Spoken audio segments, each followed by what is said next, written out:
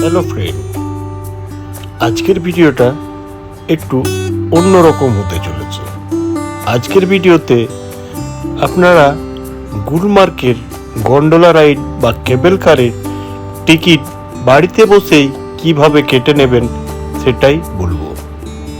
আর gondola রাইডের ticket আপনাদের যখন কাশ্মীর যাওয়ার প্ল্যান করবেন তখনই প্রায় কেটে নেবেন, না হলে পাওয়া অনেকটাই কঠিন ব্যাপার হয়ে যায়। এখন অনেক ভ্রমণপ্রিয় মানুষ কাশ্মীরের উদ্দেশ্যে রওনা দিচ্ছে, আর কাশ্মীরে গুলমার্গে গিয়ে গন্ডোলা রাইড করবে না এমন মানুষ খুঁজে পাওয়া খুবই দুষ্কর।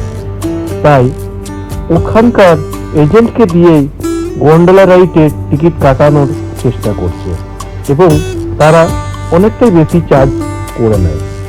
810 টাকার টিকিট 1000 টাকা